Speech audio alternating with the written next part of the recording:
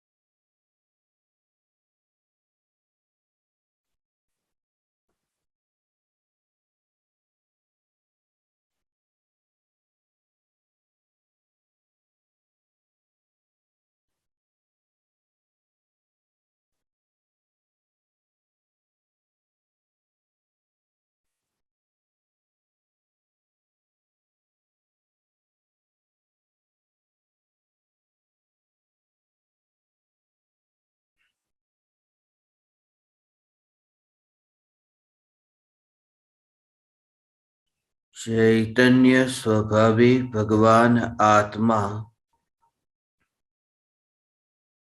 अनादि अनंत शुद्ध चैतन्य मात्र है। ज्ञान मात्र है। मैं शुद्ध चैतन्य मात्र, ज्ञान मात्र, भगवान आत्मा हूँ। प्रति समय यह जागृति बनी रहे। इस जागृति का नाम धर्म है। देह की प्रत्येक क्रिया के काल में और विकल्पों के बहते प्रवाह के काल में ज्ञानी को प्रति समय यह जागृति रहती है कि मैं चैतन्य तत्व इस देह की किसी भी क्रिया में और विकल्पों के बहते प्रवाह में कहीं भी मिला नहीं हूँ। ऐसा शुद्ध चैतन्य तत्व मैं हूँ।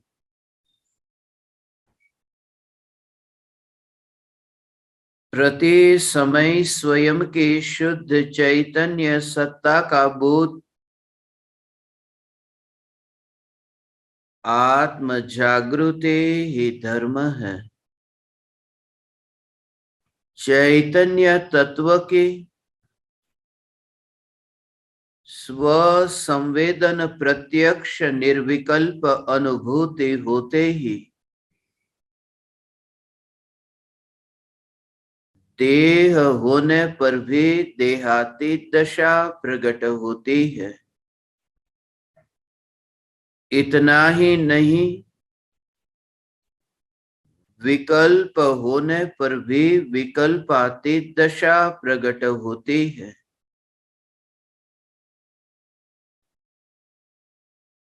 चैतन्य तत्व के निर्विकल्प अनुभूति होते ही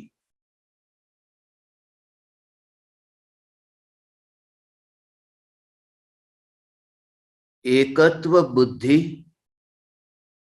ममत्व बुद्धि, कर्तृत्व बुद्धि और भोक्तृत्व बुद्धि, इन चारों प्रकार की मिथ्या बुद्धियों से छुटकारा होता है।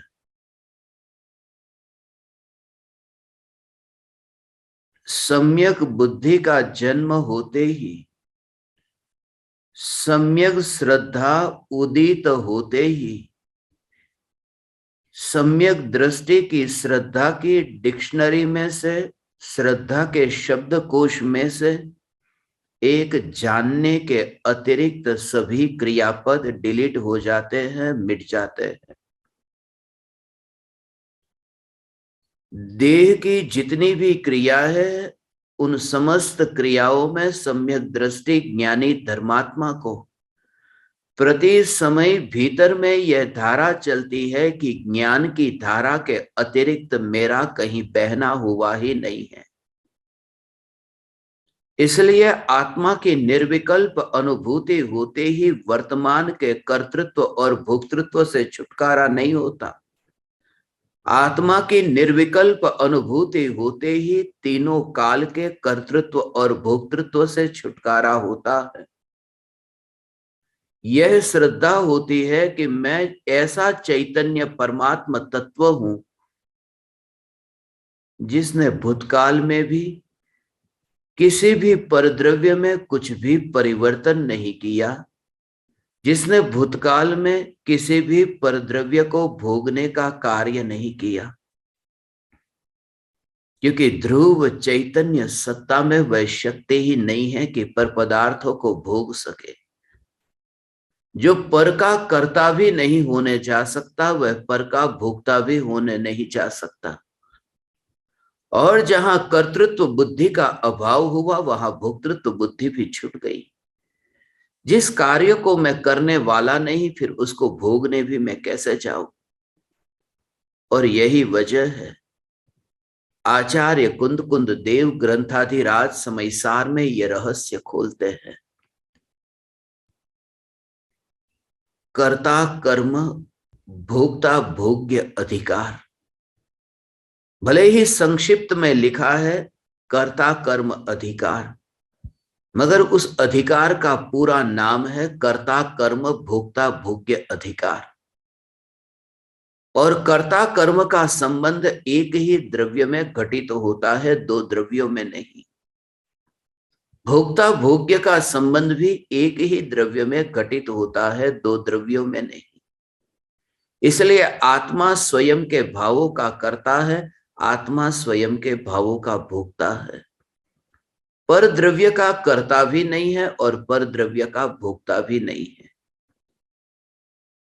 इसलिए आचार्य कुंद कुंद देव जो ग्रंथाधिराज समयसार की रचना करते हैं, उस रचना का कर्ता स्वयं को मानते नहीं है, इसलिए उस रचना को भोगने का भी वहां भाव नहीं है। कोई यदि प्रशंसा करे कि यह समयसार इतना महान ग्रंथ जिसकी रचना आपने की, ये सुनाई तो देता है, मगर भीतर में इतनी अस्पर्शी और भीतर में ऐसी अलिप्तता का अनुभव भी होता है। सुनते हैं मगर वाणी उनके भीतर में आती नहीं है। भीतर में अनुभूति ज्ञान की होती है, वाणी की नहीं। प्रशंसा और निंदा के शब्द उनके भीतर प्रवेश नहीं कर सकते। चारों ओर ज्ञान का पर्दा है, ज्ञान से स्वयं सुरक्षित है। ये चैतन्य किले में किसी शत्रु का प्रवेश नहीं हो सकता। फिर वह राग और द्वेष के विकल्प का ये जो निरंतर उठता भाव, उन भावों का भी प्रवेश निज चैतन्य महल में नहीं हो सकता। इसलिए ज्ञान की खिड़की से चैतन्य महल के आंगन में उगे हुए उस कांटे को देखते तो है, मगर त्रिकाल ध्रुव चैतन्य सत्ता, जिस सत्ता में वह कांटा आ ही नहीं सकता, क्योंकि महल के भीतर जगह तो चाहिए। पानी का गिलास पूरा भरा है, उसमें जगह तो चाहिए नया पानी भरने के लिए। चैतन्य सत्ता ऐसी परिपूर्ण है कि जिसमें अवकाश ही नहीं है। इसलिए ऐसी अलिप्तता कि चंदन का वृक्ष इतना स्वयं की सुगंध से भरा हुआ है कि सर्प लिपटे रहे, मगर जहर को भीतर प्रवेश करने के लिए अवकाश तो चाहिए। उस सुगंध में तो सुगंध ही है, उस सुगंध में जहर कैसे मिल सकता है। यह चैतन्य परमात्मा तत्व की अनुभूति होते ही तीनों काल के विकल्प से तुम मुक्त होते हो। ऐसी शुद्ध निराकुल शांति की अनुभूति, भले ही ये अनुभूति एक समय की है, मगर एक समय की अनुभूति भूतकाल के अनंत काल के दुख को भुला देने वाली है। भले ही कितने ही वर्षों से तुमने उस बोर्ड पर लिख करके रखा था कि यह देह मैं हूं, मगर जैसे ही इरेजर घुमाया, डस्टर घुमाया, कि वह शब्द को मिटने में अब बरसों न लगे। इसलिए परम कृपालु देव कहते हैं, भले ही कोटि वर्ष का स्वप्न हो, जागते ही वह स्वप्न दूर हो जाता है। हमारे स्वप्न अभी दूर नहीं हुए। स्वप्न बदल गए, मगर स्वप्न मिटे नहीं, स्वप्न छूटे नहीं। मनुष्य और तिर्यंच, देव और नार की इस रूप में हमारे स्वप्न बदलते रहते हैं। और स्वप्न तब बदलते हैं जब व्यक्ति नींद में होता है। स्वप्न तब छूटता है जब व्यक्ति जाग जाता है।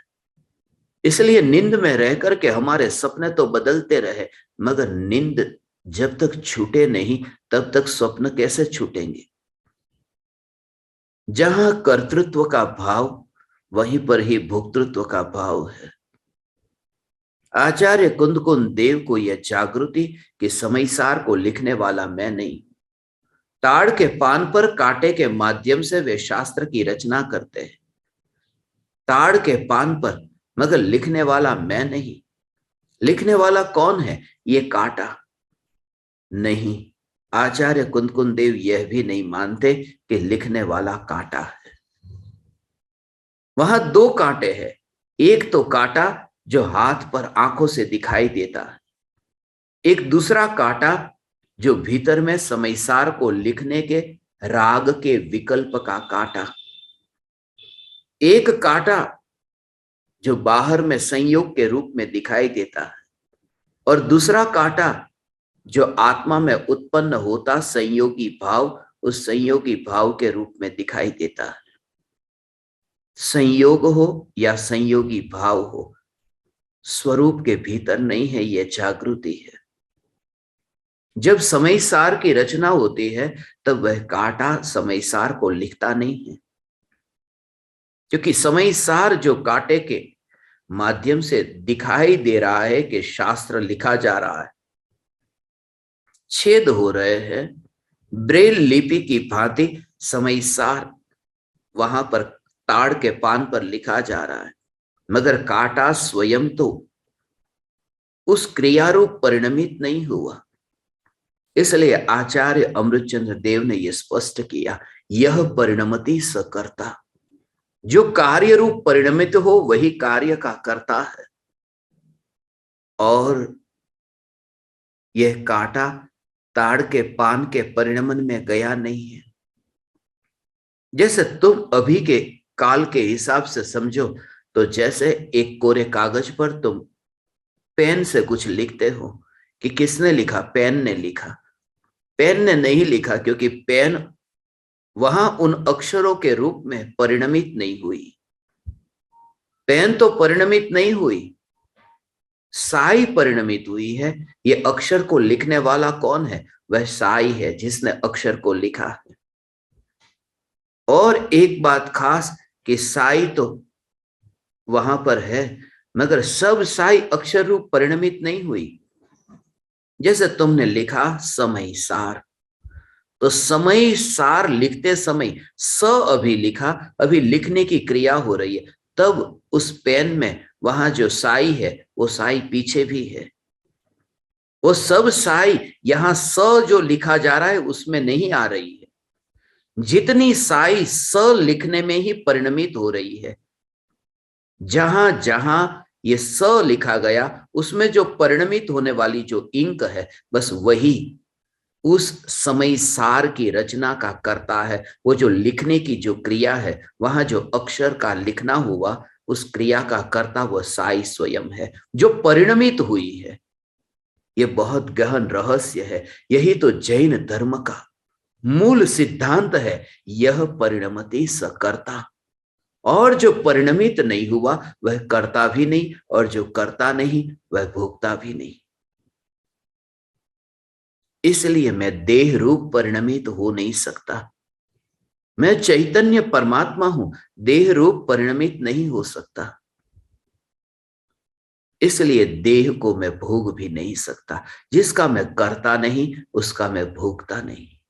इस देह को बनने में हमने कितनी तैयारी की थी, कितने भाव भाए थे कि ये देह गोरा बने, ये देह काला बने, ये देह पुरुष का या स्त्री का बने, या फिर यह देह मनुष्य का बने या देव का बने। हमने कितनी तैयारी की, कुछ भी तो नहीं। कोई भाव भाने से कोई देह को धारण थोड़ी ना करता है, वरना नरक का देह धारण करने का भाव कौन भाता है? वरना हम तो भाव भाते हैं कि अभी देह छूट जाए, मगर छूटता कहां है। अभी सिद्धशिला पर विराजमान हो जाओ, मगर होता कौन है? इसलिए देह की क्रिया में न मेरा कर्तृत्व है, न मेरा भोक्तृत्व है। पांचों इंद्रियों के विषय के भोगों को मैं भोग नहीं सकता। भोक्तृत्व बुद्धि यह है कि मैं पर वस्तुओं को भोगता हूं, भोग सकता हूं, भोग सकता हूं। उसमें स्वभाव का घात होता है, उसमें आत्मा का अनादर होता है, उसमें परमात्मा का अपमान हुआ। और जिसने परमात्मा का अपमान किया, वह अतीन्द्रिय आनंद को कैसे भोगेगा? वह सिद्धशिला पर नहीं, वह संसार के कारागृह में रहेगा, जो कि अपराध है। स्वयं को पर पदार्थों का भोक्ता मानना। भले ही चक्रवर्ती 96,000 रानियों को भोगते हैं, भले चक्रवर्ती 6 खंड के वैभव को भोगते हैं। ये भोगते हैं, ये कहने की भाषा है, भोगते नहीं है। भोगने वाला वह कोई उदय है, मैं नहीं। ये जागृति भीतर में है, मैं नहीं। मैं नहीं अर्थात जो त्रिकाल ध्रुव चैतन्य सत्ता है, जो उछल कूद नहीं करती, जो बाहर निकलती नहीं, जो अव्यक्त चैतन्य सत्ता है, यह मैं, और मैं भोगता नहीं हूं। इस भाव से उन उदय की क्रिया में, उन भावों में भीतर में इतनी अलिप्तता रहती है। उस अलिप्तता के बल पर कर्म बंधे थे, मगर बंधे हुए कर्म जिनकी अब निर्जरा हो रही है। अपने घर में वास हुआ, अब धन लूटता नहीं है, अब चोर प्रवेश करता ही नहीं है। मैं घर के बाहर था, चोर घर के भीतर आता था, या फिर मैं घर के भीतर सो रहा था और चोर लूट करके जाता था। मगर अब मैं घर में हूं और मैं जागता हूं, इसलिए अब कोई पराया चोर मेरे घर में कैसे आ सकता है? शेर जागा और हिरण भागा। इसलिए भोगों को छोड़ना नहीं है, भोगों से भागना भी नहीं है। भोग स्वयं ही भाग जाते हैं, भोग स्वयं ही विलय को प्राप्त होते हैं। उसे कहते हैं देह होने पर देहातीत दशा। भोग के काल में भी भोगता नहीं बनता। भोग के काल में भी यह दृश्य को देखता है, दूर से देखता है। पति पत्नी को भोगता है, पत्नी पत्नी पति को भोगती है। ये दोनों एक दूसरे को भोग रहे हैं। जब पति पत्नी को भोगता है इस आशा से कि पत्नी मुझे सुख देगी, मगर वह विचार नहीं करता कि पत्नी भी मुझे माध्यम बना रही है सुखी होने के लिए। पत्नी के पास सुख नहीं है, वह चाहती है पति से सुख मिल जाए। पति पत्नी में से, पत्नी पति में से सुख लेना चाहते हैं, और दोनों में सुख नहीं है, दोनों के पास सुख नहीं है। वह स्थिति ऐसी है जैसे रास्ते पर दो भिखारी एक दूसरे से भीख मांगते हो। इसलिए संभोग के काल में ये दृश्य ऐसा देखो कि दो भिखारियों की भीख मांगने की क्रिया हो रही है। सम्यक दृष्टि ज्ञानी पत्नी को भोगते समय भी इस जागृति से भरपूर है, और ये देखते हैं कि सड़क के किनारे दो भिखारी एक दूसरे से भीख मांग रहे हैं। मगर मैं अपने महल में रह करके सिर्फ खिड़की से दूर से देख रहा हूं इस दृश्य को। अलिप्तता इसका नाम है। दुनिया देखती है कि ज्ञानी तो भोगों को भोगते हैं। परम कृपालु देव ने शादी की, बच्चे पैदा हुए, ये भोगी, वो भोगी ज्ञानी कैसे हो सकते हैं? दीक्षा तो ली नहीं, मुनि धर्म अंगीकार न किया, अपूर्व अवसर की रचना की, मगर अपूर्व अवसर आया कहां? मगर कृपालु देव की भीतर की परिणति वे ही जाने जो वहां पर पहुंचा। पांचवी मंजिल पर क्या हो रहा है वह जानने के लिए तुम्हें पांचवी मंजिल तक पहुंचना होगा, तब पता चलेगा। उस दशा को पहचानने के लिए आंख होने का आनंद क्या है वह अंधा नहीं पहचान सकता, उसके लिए स्वयं की आंख हो, वरना दिखाई कैसे देगा? ज्ञानियों की दशा ज्ञानी समझ पाते हैं। भीतर में जागृति से भरपूर कि मैं पर पदार्थों को भोग ही नहीं सकता।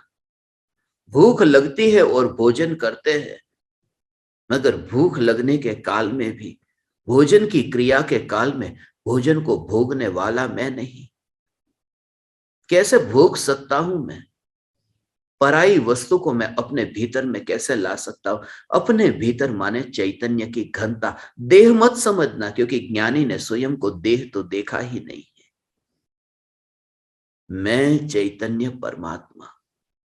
जहां कर्तृत्व बुद्धि नहीं वहां भोक्तृत्व बुद्धि भी नहीं। जब तुम ध्यान की गहराई में जाओ तो सहज ही अकर्तापन, अभोक्तापन भीतर में प्रकट होगा। आत्मा तो शुद्ध है, जिसके स्वभाव में शुद्धता है, मलिनता है ही नहीं, फिर संसार में भटक क्यों रहा है? फिर परम कृपालु देव ने यह क्यों कहा कि आत्मा कर्मों का कर्ता है, आत्मा कर्मों का भोगता है? ये आत्मा ही करता है और आत्मा ही भोगता है। और आचार्य कुंद देव तो ये कहते हैं कि न आत्मा करता है न आत्मा भोगता है, मगर दोनों का दृष्टिकोण अपना अपना है, और दोनों का दृष्टिकोण सत्य है, अपनी अपनी दृष्टि से सत्य है। परम कृपालु देव जो कहते हैं आत्मा कर्मों का करता है, वह व्यवहार नहीं से कहते हैं। आचार्य कुंद देव कहते हैं वे निश्चय नहीं से कहते हैं। दोनों कथन सत्य है, मगर दोनों बात को मत भूलना। परम कृपालु देव भी वही रहस्य कहते हैं। वृत्ति वही निज भाव मा थयो अकर्ता त्याय। जब उपयोग स्वरूप में ढल जाता है तब अकर्ता होता है, मगर अकर्ता होता है, नया नहीं होता। जिसके स्वभाव में ही वह छुपा था वह प्रकट होता है। वो तो बाहर दिखाई दिया कि तेल है, मगर तेल नया नहीं है। तिल के भीतर जो था वही तो व्यक्त हुआ। जो अकर्ता और अभोक्ता का स्वभाव द्रव्य में भीतर था वही तो व्यक्त हुआ है। पर पदार्थों को मैं कैसे भोग सकता हूं जिसके स्वभाव में भोगना नहीं, भोगना नहीं। इंद्रियों के माध्यम से आज तक मैंने बहुत पर पदार्थों को भोगा। स्पर्शन इंद्रिय से मैंने वस्तु को भोगा, रसन इंद्रिय से मैंने भोजन को भोगा, घ्राण इंद्रिय से सुगंध दुर्गंध को, चक्षु इंद्रिय से रंग को, कर्ण इंद्रिय से ध्वनि को, मीठे कड़वे वचनों को मैंने बहुत भोगा है। मगर इंद्रियों से भोगा जो तुम्हारे पास में है ही नहीं, उससे तुमने कैसे भोगा? मगर ये मान्यता, ये ज्ञानी की ये मान्यता कि ये भिक्षा पात्र ही मेरे पास में नहीं है, मैं मांगू कैसे? एक कवि ने लिखा है, गुजराती में है, अमे भिक्षुक थया तो शू थई गયું। भिखारी की ये मान्यता, अमे भिक्षुक થઈ ગયા તો શું થઈ ગયું? આ પાત્ર ભિક્ષાનું અમારી માલિકીનું છે। भले ही हम भिक्षुक है तो क्या हो गया, मगर जो भिक्षा पात्र लेकर के निकले हैं इसके मालिक तो हम हैं। ये स्वयं का है, इसकी मालिकियत मेरी है। रुपये नहीं है, धन नहीं है, मगर भिक्षा पात्र में भी अपनापन है। खतरनाक है। यही तो है निर्धन की ये व्यथा। हमारे पास में न रुपये है, न गाड़ी है, न घर है। हमारे पास में भोजन के लिए अच्छे अच्छे पकवान नहीं है, मगर भिक्षा पात्र तो है। ये 5 इंद्रिय ये भिक्षा पात्र है। और ज्ञानी कहते हैं कि मैं भिक्षा पात्र से भीख नहीं मांगता, क्योंकि मेरे पास तो भिक्षा पात्र ही नहीं है।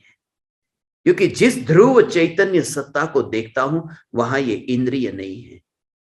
इंद्रियों के परमाणुओं से पार ऐसा ये चैतन्य परमात्मा, उस परमात्मा में स्थिरता। यह ज्ञायक ज्ञायक ज्ञायक ज्ञायक मैं हूं। That is the state of absence.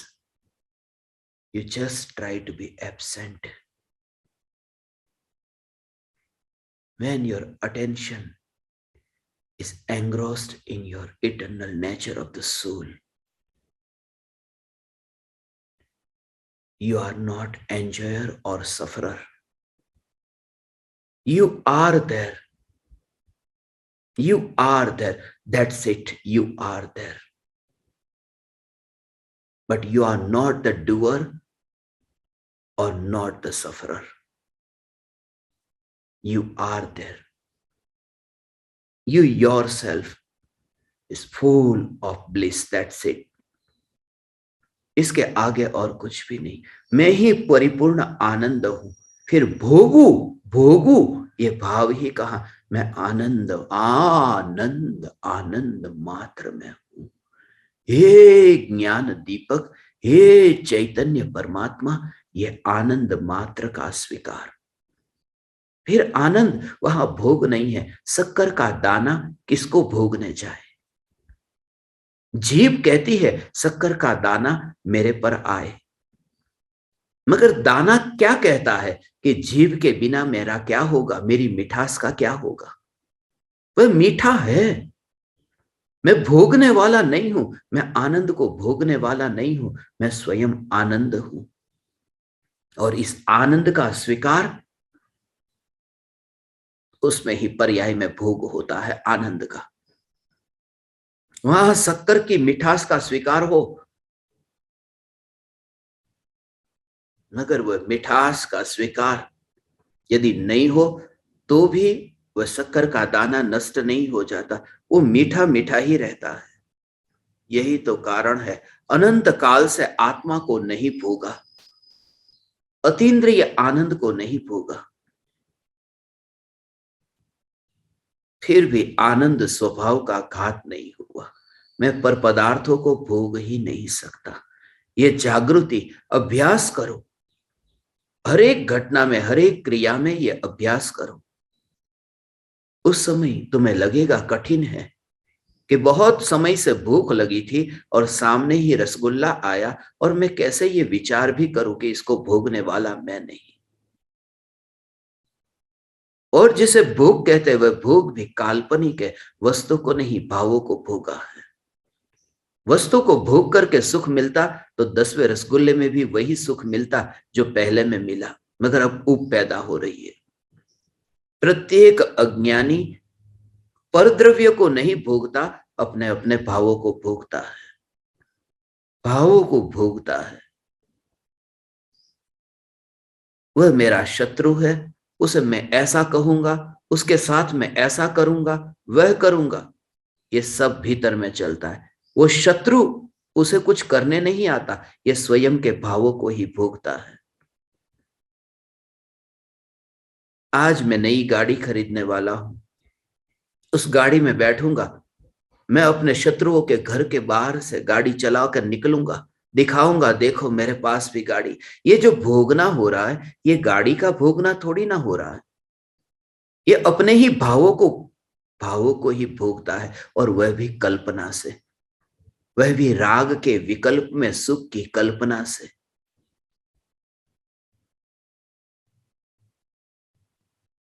यही कारण है, यदि संयोगों को भोगना होता तो फिर तीर्थंकर भगवान भी समोसरण को भोगते। कर्म के उदय से जो कुछ भी मिला है उसे भोगना ही पड़ता, तो समोसरण को भोगते। तीर्थंकर भगवान समोसरण को भोगते नहीं है, स्वयं में स्थित है, भोगने के लिए जाए कैसे? दिखता है समोसरण है, मगर समोसरण के भोगता नहीं है। जैसे तीर्थंकर भगवान समोसरण होने पर भी भोगने नहीं चाहते, संयोग से भोग होता है नहीं, अपने भीतर में खालीपन है जिससे भोगने का भाव आता है। तुमने अपनी तिजोरी को खाली देखा है, इसलिए तिजोरी को भरने का भाव आता है, और फिर भी दुख मिटता नहीं है क्योंकि खालीपन भीतर था और तुमने भरा तिजोरी को। ऑफिस जाकर के, दुकान जाकर के धन कमाया, बैंक के अकाउंट में जमा करते गए, मगर फिर भी भीतर में थोड़ी भी आनंद की झलक क्यों ना आई? क्योंकि दुख था भीतर, और भरी है तिजोरी, भरा है अकाउंट। संपत्ति को जोड़ते जाते हैं,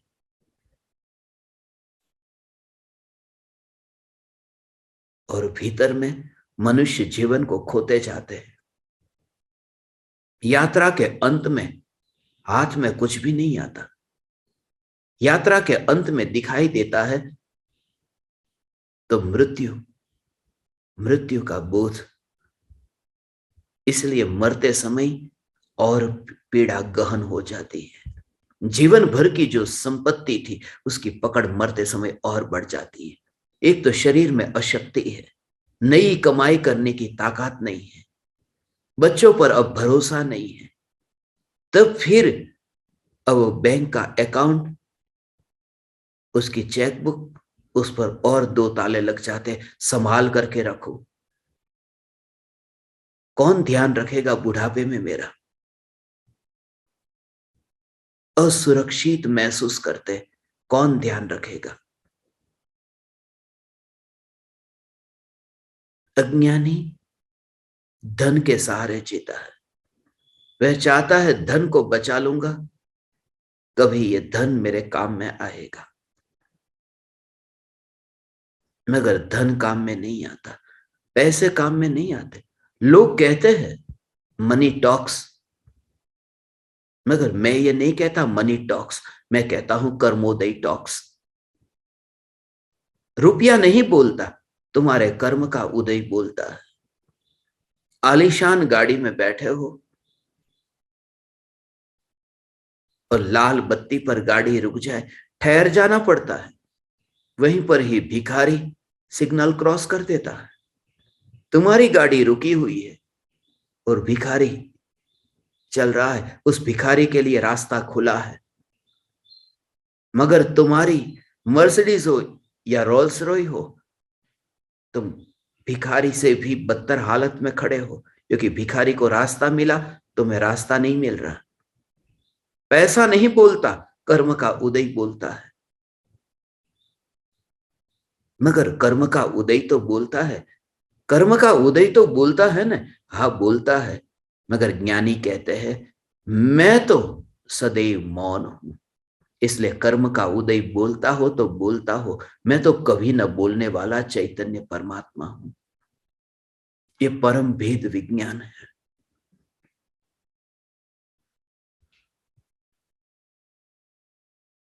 चैतन्य तत्व की निर्विकल्प अनुभूति के बिना जो 4 प्रकार की मिथ्या मान्यता का पोषण होता है, उसके संबंध में इस शिविर का आयोजन हुआ। एकत्व बुद्धि, ममत्व बुद्धि, कर्तृत्व बुद्धि और भोक्तृत्व बुद्धि। ये देह मैं हूं, एकत्व बुद्धि। देह और देह के संयोग मेरे है, ऐसी मान्यता ये ममत्व बुद्धि। मैं देह और देह की क्रिया और संयोग, जो देह के संयोग, उनको कर सकता हूं, उसमें कुछ परिवर्तन कर सकता हूं, फेरफार कर सकता हूं, ऐसी मान्यता कर्तृत्व बुद्धि। और मैं देह और देह के संयोगों को भोग सकता हूं, यह मान्यता भोक्तृत्व बुद्धि है। ये चारों एक साथ में छूटती है, क्रम से नहीं, क्योंकि ये मिथ्यात्व के ही चार रूप है। ये अलग अलग दृष्टिकोण है। जैसे एक व्यक्ति की मृत्यु हुई, वह व्यक्ति किसी का पिता है, किसी का पुत्र है, किसी का भाई है, किसी का पति है। वह व्यक्ति एक है। जिस समय उस व्यक्ति की मृत्यु हुई, उस समय बेटा मरा, बाप मरा, भाई मरा, पति मरा, मगर बेटा मरा और बाप मरा, उसमें समय भेद नहीं है, क्योंकि व्यक्ति एक है। वो तो बेटे की अपेक्षा से कहा था कि वह बाप है, बाप की अपेक्षा से कहा कि बेटा है। ये अपेक्षा से ये कहा है, मगर व्यक्ति एक है। ये चारों प्रकार की जो मिथ्या बुद्धि है, उसका एक मूल रूप है, वह मिथ्यात्व है, झूठी मान्यता, फॉल्स बिलीफ। चैतन्य तत्व की अनुभूति होते ही ये नाता टूट जाता है। यह देह अब नारियल के गोले की भांति ऐसे दिखाई देता है, दूर दिखाई देता है। अब मैं वहां नहीं हूं। शुरुआत में ऐसा होता है, शादी होती है ना, नई नई शादी होती है,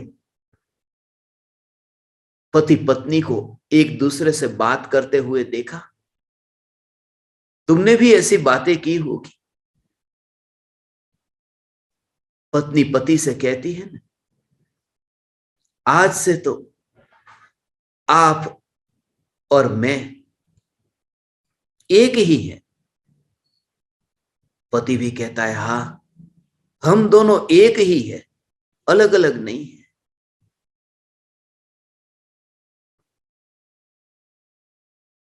तू और मैं क्या भेद? तू है वह मैं हूं वह तू है। दोनों एक ही है। मगर शादी होने के थोड़े दिन के बाद में देखो, फिर धीरे धीरे पता चलता है, शुरुआत में जो वचन दिए थे, तू और मैं तो एक ही है, फिर धीरे धीरे आप है और मैं हूं। फिर आप भी नहीं, तुम हो और मैं हूं। और वह भी नहीं, फिर तू है और मैं हूं। फिर तू मैं होती है। फिर वो पुराने वचन याद नहीं रहते। वो भ्रम था, क्योंकि पत्नी को समझा नहीं था, पत्नी का असली रूप पता नहीं था, और पत्नी को भी पति का पता नहीं था। पति का पता चला कि अब तू है और मैं हूं, तू मैं हो गई। जब स्वरूप की असलियत पता चलती है, तब फिर तू मैं होगी ही।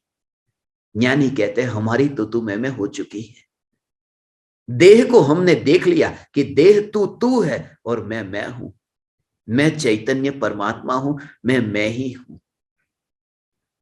इन दोनों के बीच में अब भेद ज्ञान हो गया। वहां पति पत्नी का इतना तो आदर करता है, तू है, मगर ये नहीं कहता तेरे जैसी बहुत सी पत्नी आई और गई। बस तू है, मैं हूं, चल जा। ज्ञानी की दृष्टि तो ये, तेरे जैसी बहुत आई और गई और कोई भी न रुकी। तेरे जैसी बहुत आई और गई। लोग कहते हैं, जा, तेरे जैसे बहुत आए और गए। ये देह को देखते हैं, ये राख की दीवार को देखते हैं, ये काया को देखते, तेरे जैसी बहुत काया आई और गई, मगर मेरे पास आ ही नहीं सकी। तीर्थंकर परमात्मा की पड़ोसन भी परमात्मा की न रही और बैर बिखेर हो गई। इसलिए ये विचार आता है, कहां है वह महावीर भगवान का शरीर? शरीर के परमाणु नष्ट तो नहीं होते, पर्याय बदल जाती है। कहां गए वे परमाणु? ढूंढने पर भी मिलते नहीं। कहां गई वे चक्रवर्ती की संपदा? चक्रवर्ती का चक्र कहां चला गया? ये बोध हो, क्षणिक का बोध हो। ये क्षणिक का बोध हो तो तुम्हारा मनुष्य जीवन सफल होगा। अब होगा क्षण भंगुरता का बोध। देह से तू मैं देह को पर के रूप में देखना। और स्वयं का अस्तित्व जो है वो असली स्वरूप की पहचानूं, वहां फिर वो घोषणा करने भी नहीं चाहता कि मैं महान हूं। पहले देह में एकत्व था, ये भाव था महिमा बताने का कि मैं कितना महान हूं, ये देह मैं हूं, मैं कितना महान हूं। एक व्यक्ति कहता है, इस जगत में सबसे श्रेष्ठ व्यक्ति कौन है मालूम है? मेरे पिताजी की संतान है, वो सबसे श्रेष्ठ है। पिताजी की संतान सबसे श्रेष्ठ है इस दुनिया में, माने मैं। इस दुनिया में सबसे श्रेष्ठ मेरे बेटे का जो बाप है वो सबसे श्रेष्ठ है, माने मैं। मित्रों के साथ में बात करता है, मित्रों को कहता है दुनिया में सबसे श्रेष्ठ कौन है? तुम्हारा मित्र। जलते क्यों हो इतने? तुम्हारा मित्र, तुम्हारा मित्र है, मगर मैं, अंत में जो भी वो मैं पे आता है। जब अपन किसी के लिए कुछ करते, कोई भी व्यक्ति किसी के लिए कुछ नहीं करता, सब अपने लिए करते हैं। आचार्य कुनकुन देव भी हमारे लिए शास्त्र नहीं लिखते। सत्य तो यह है, आचार्य कुनकुन देव ये कहते, शुद्धोपयोग में लीन नहीं हो पा रहा था, इसलिए ये लिखने का विकल्प आ गया। यदि तुम्हारे लिए लिख करके जाता, तुम्हारे घर पर दे करके जाता, मगर भाव आया, लिख दिया, वहीं पर ही छोड़ दिया और उपयोग स्वरूप में फिर स्थित हुआ। पता ही नहीं समय सार किधर है। कागज पर लिखा गया समय सार, ताड़ के पान पर लिखा गया समय सार, वह नहीं। वे तो असली समय सार में लीन हुए, चैतन्य स्वरूप जो समय सार है उसमें स्थित हुए। समय सार का कर्ता कर्म अधिकार, ये कर्तृत्व बुद्धि और भोक्तृत्व बुद्धि को कहने वाला। समय सार में एक ये रहस्य है, ये रहस्य कि आत्मा पर पदार्थों का कर्ता है नहीं। अज्ञानी रागादि भावों का कर्ता है और ज्ञानी रागादि भावों का कर्ता नहीं है। ये क्रोध कौन करता है? अज्ञानी करता है और ज्ञानी नहीं करते। बोले ज्ञानी नहीं करते, दोनों में अंतर क्या? एक ही अंतर, ज्ञानी ये मानते हैं कि मैं क्रोध का कर्ता नहीं हूं, इसलिए नहीं है। और अज्ञानी ये मानता है कि क्रोध का कर्ता मैं हूं, इसलिए वो करता है। यहां कोई कहे कि अज्ञानी भी फिर मानने लगे कि मैं भी क्रोध का कर्ता नहीं हूं, तो क्या वो क्रोध का कर्ता नहीं रहेगा? कि हाँ, अज्ञानी यदि मान ले कि मैं क्रोध का कर्ता नहीं हूं, तो क्रोध का कर्ता नहीं रहेगा, क्योंकि वो ज्ञानी हो जाएगा। और ज्ञानी तो क्रोध के कर्ता है ही नहीं। बहुत सूक्ष्म रहस्य है जो समय सार में आचार्य कुनकुन देव ने समझाया। राग के विकल्प में कर्तृत्व करके राग के विकल्प में भी काल्पनिक सुख लिया। राग का भाव है ना, जो एक समय का, पहली बात तो ये एक समय का, फिर वह राग का भाव आकुलतामय, फिर वह राग का भाव स्वयं ही दुखमय। मगर आत्मा की शक्ति देखो ना, जिसमें एक समय का अस्तित्व, जो स्वयं आकुलतामय, स्वयं दुखमय, उसमें भी कल्पना करके सुख ले लिया है। जो उसमें से सुख ले सकता है और वो सुख भी ऐसा है, तो जरा विचार करो, जिसकी सत्ता अनादि अनंत है, जो स्वयं आनंद से भरपूर है और जो स्वयं निराकुल है, ऐसे आत्मा में से यदि सुख लेना चाहे तो कैसा सुख मिल सकता है? जिसमें था ही नहीं, उसमें से भी कल्पना करके ले लिया। तो जिसमें सुख ही सुख भरा है, उसमें से सुख कैसे प्रकट होता है? इसलिए ज्ञानी सुख को पाकर के सुख की घोषणा करने भी नहीं चाहता।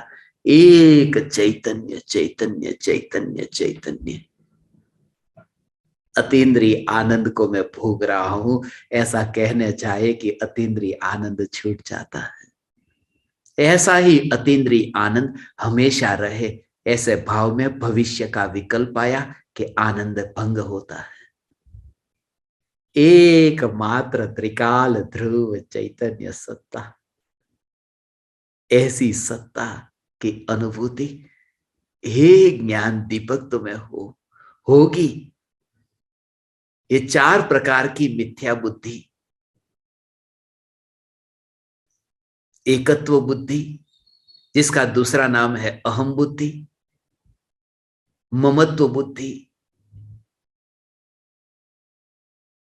कर्तृत्व बुद्धि, भोक्तृत्व बुद्धि, पांचों इंद्रियों के विषयों का कर्ता मैं नहीं हूं, इसलिए भोक्ता भी मैं नहीं हूं। इसलिए मरते समय तुम अपने भूतकाल के भोगों को याद करके दुखी मत होना, पछताना मत कि मैंने तो भूतकाल में इतने भोग भोग लिए, अब क्या। तुम जाओगे तुम्हारे गुरु के पास में, तुम्हें प्रतिक्रमण देंगे, पश्चाताप करने को कहेंगे, कर ले पश्चाताप। तूने आज तक पत्नी को बहुत भोगा, अब पत्नी से दूर रहे। तू अलग आसन पर लेटना, पत्नी अलग आसन पर, बंटवारा कर देना। ऐसे लोग हैं और स्वयं को ब्रह्मचारी मानने लगे। पत्नी सोती है दूसरे कमरे में, पति सोता है दूसरे कमरे में, और समझ बैठे कि मैं ब्रह्मचारी हूं, अब भोगों से मुक्त हो गए, क्योंकि महाराज साहब ने कहा था पश्चाताप कर लो। ज्ञानी ये कहते हैं पश्चाताप नहीं करना। पश्चाताप का अर्थ तो है जलना। ताप माने जलना, पश्चात माने होने के बाद में। जो हो गया उसके बाद में जो जलता है वह तो और तड़पता है। तड़पना नहीं है, आनंद को भोगना है। जो बीत गया सो बीत गया, वो मैंने भोगा ही नहीं। चैतन्य परमात्मा जो है वह भोगने वाला नहीं, क्योंकि जब भोगा तब तो दुख भोगा, और उसकी याद करके भी क्या और दुख भोगू। मौत के काल में भी यदि भूतकाल के भोगों का स्मरण करके फिर नया और दुख भोगू। इसलिए उसे एक स्वप्न की भांति देख लेना और स्वयं जागृत होना। चैतन्य चैतन्य चैतन्य तत्व के आश्रय से ही यह दशा तुम्हारी प्रकट होगी, क्योंकि संभावना है वो भूतकाल के भोगों का स्मरण।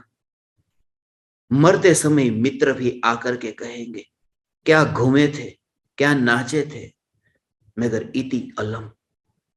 बस वहां पर तुम मौन होना। और मौन का अर्थ यह नहीं कि बोलना मत, मौन का अर्थ है कि सुनना भी मत।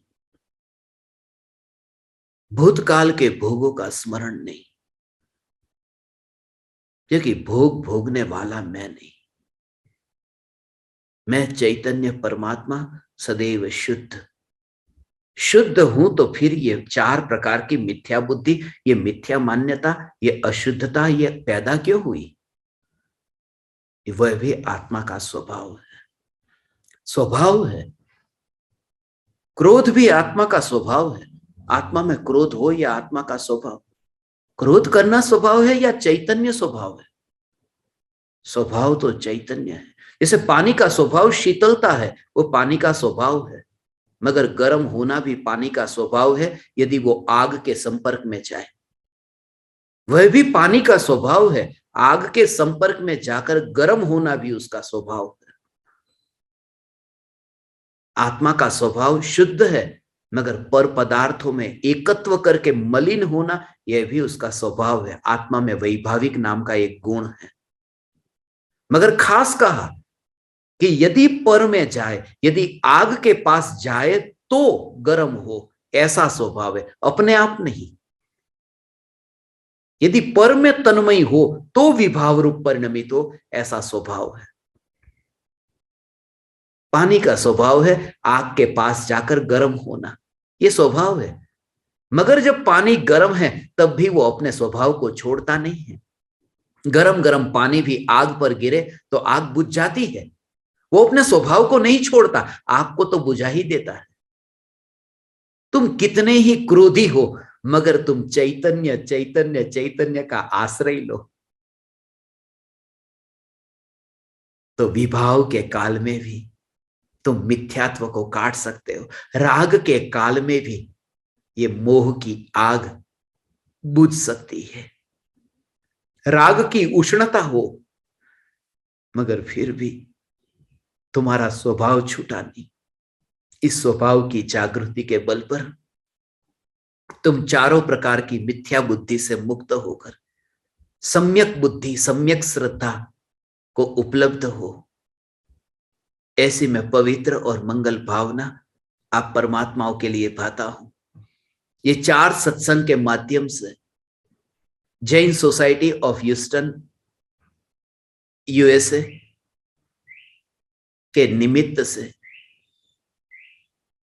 हम सब ज्ञान दीपकों को, साधकों को सत्संग करने का अवसर मिला और इस निमित्त से मेरा इतना समय सत्संग में रहा। ऐसे प्रकार के शिविर के आयोजन होने चाहिए। अभी तो मुझे भाव आया है कि और भी जैन सोसाइटी अमेरिका में भी है, और भी जैन टेम्पल घर पर बैठे बैठे भी ऐसी शिविर ज्ञान दीपकों का, जैसे हमने राजस्थान में, मध्य प्रदेश में कोरोना के दौरान जो ऑनलाइन शिविर रखे थे, आपकी रुचि के अनुसार जहां पर आप अटकते हैं उन विषयों का स्पष्टीकरण हो तो आप सबकी साधना के लिए उपयोगी होगा।